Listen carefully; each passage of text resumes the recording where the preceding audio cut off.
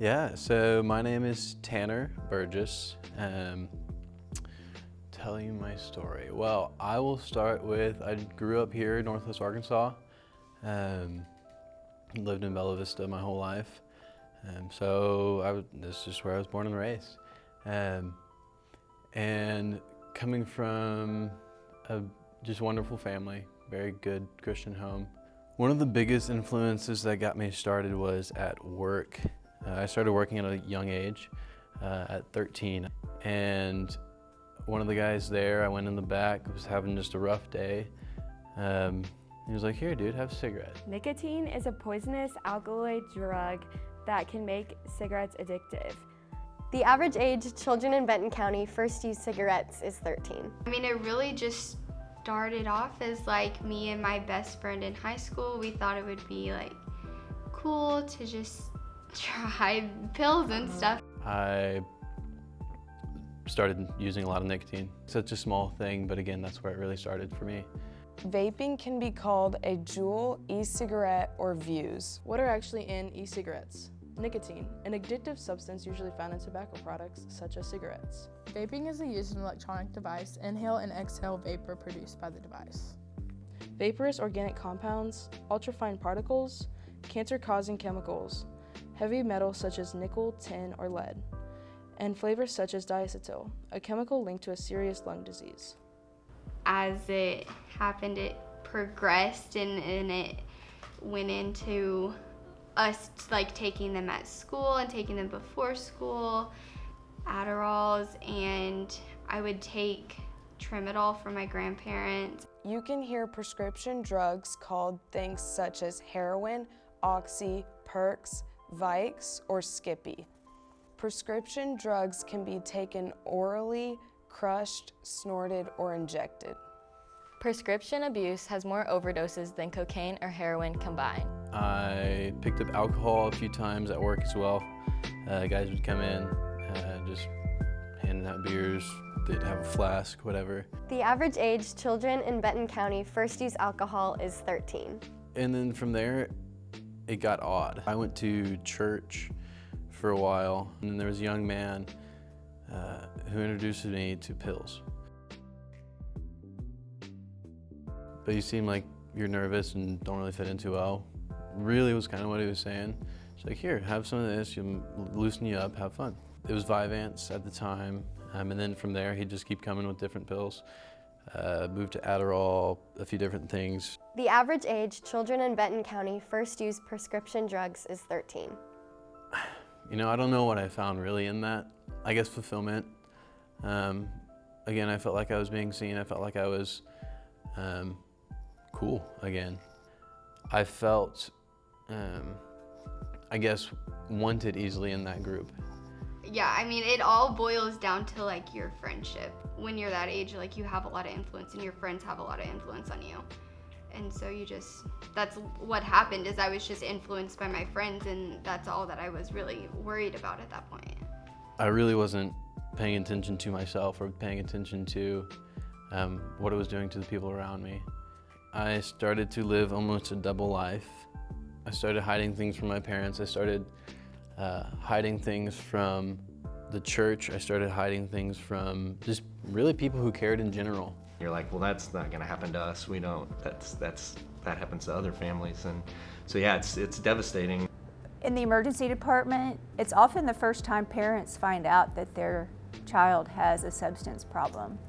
And it's very hard information to handle.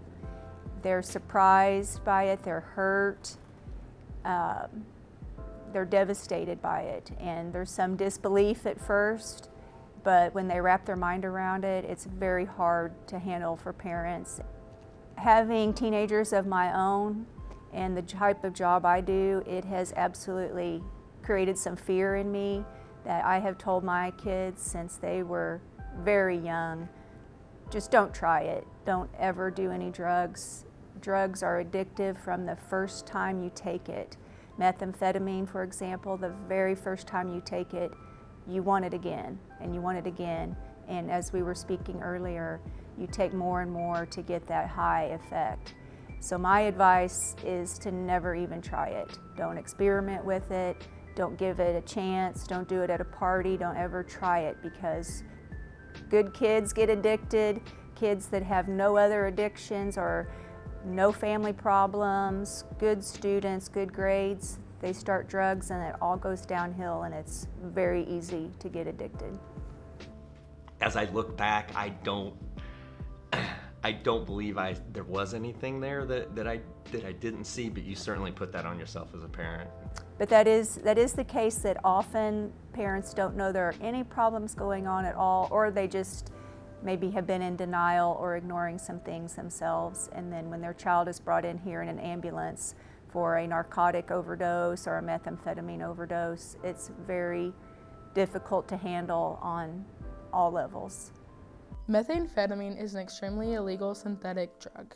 You can hear meth called things such as dope, crystal, or speed. Meth can be snorted in powder form, smoked in crystal form, injected in liquid form, or eaten.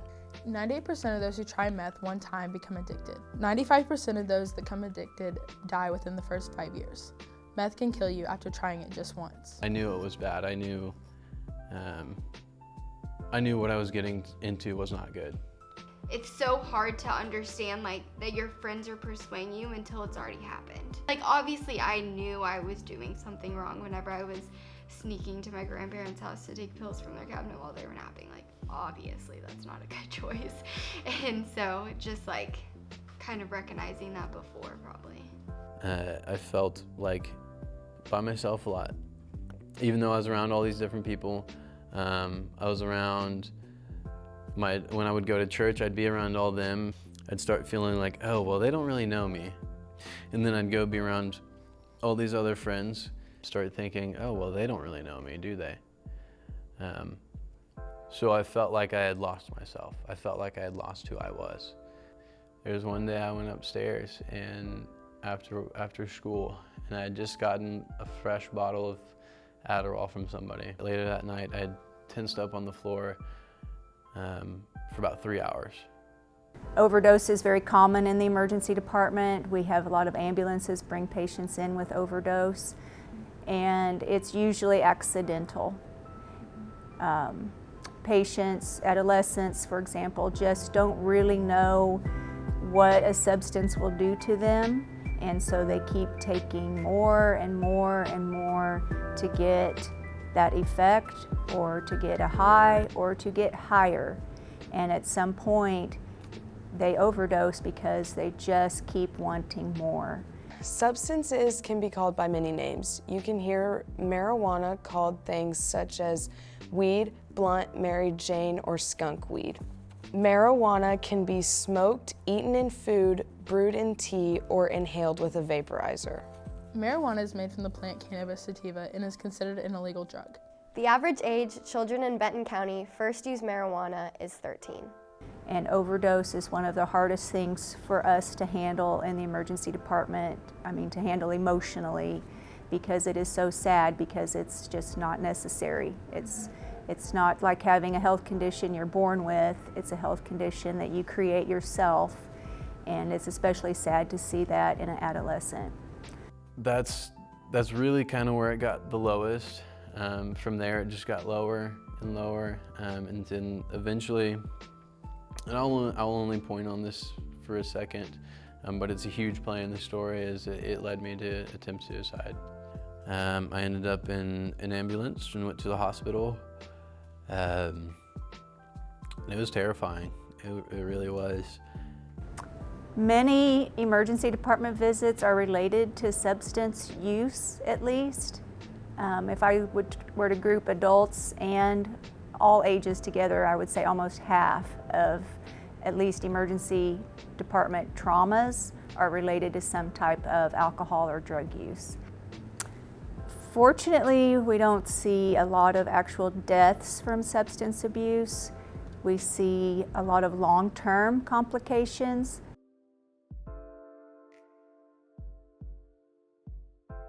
Long-term effects of substance abuse: aggressive and violent behavior, liver and brain damage, sores and crank bugs, hallucinations, fatal kidney and lung disorders, permanent psychological conditions, stroke, comas, or heart attacks, depression and suicidal behavior, short-term effects of substance abuse, rapid heart rate, severe twitching, dental decay, insomnia, and body odor.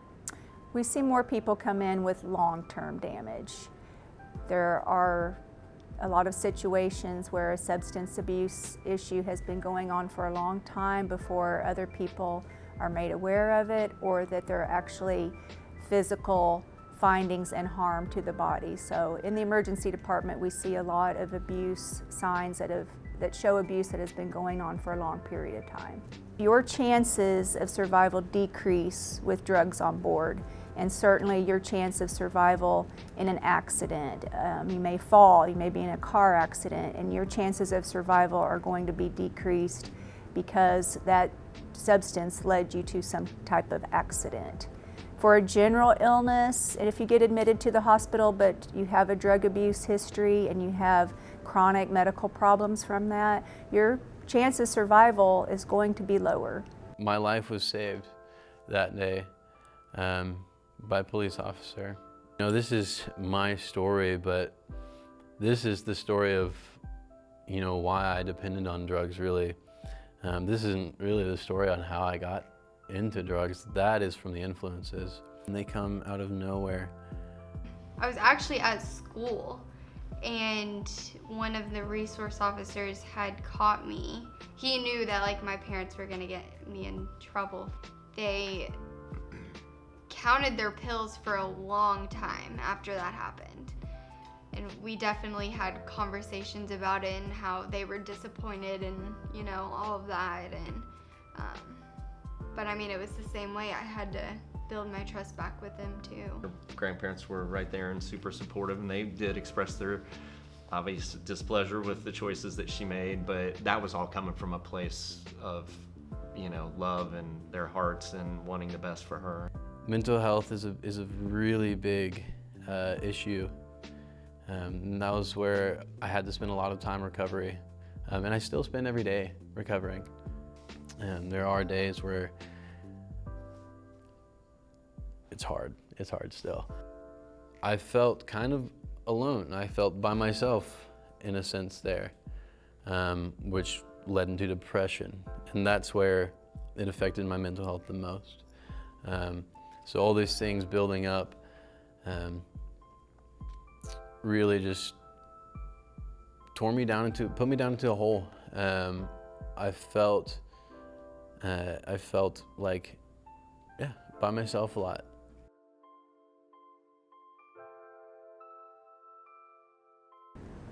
The main thing would be just if a child were acting odd. I think that's the very first indicator that there's just something that doesn't fit. They're just not acting like themselves. They're not as happy, or they're distracted, or they're not sleeping, they're not making eye contact with you. And a parent would know those subtle things that their child is showing. It may not be as easy for other adults to distinguish, but a parent would definitely notice, oh, something's off with my child. And in the emergency department, it's the same. When I have kids of my own, so I know how teenagers act. And if I see a teenager that just seems distracted, not making eye contact with me, avoiding answering questions, not interactive, that's another big sign that they're not interactive, then I get concerned about some type of substance use or abuse. There are also the other extremes. On some drugs, you're very hyper. And that's where some of that distraction comes into play, where they just can't focus, maybe twitching, fidgety, and, you know, rambling of sentences, and they just can't focus.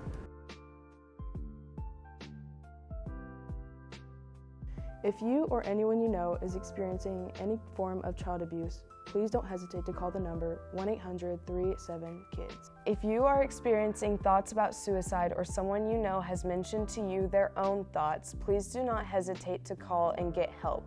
You can call the Suicide Prevention Hotline at 800-273-8255. If you or anyone you know is struggling with any kind of substance abuse, call 1-800-662-HELP. The mission of Drug Free Benton County is to reduce the demand for illegal drugs and other harmful substances in the home, workplace, and community. Since 1998, Drug Free Benton County has continued to evolve in order to fight current drug issues and advocate healthy lifestyles in the entire community. Materials produced are provided to the community in both English and Spanish as Drug Free Benton County strives for cultural sensitivity in all activities. Again, the Child Abuse Hotline is 1-800-387-KIDS. You can call the Suicide Prevention Hotline at 800-273-8255. The Substance Abuse Hotline is 1-800-662-HELP. Please don't be afraid to reach out to get help for you or someone else you know.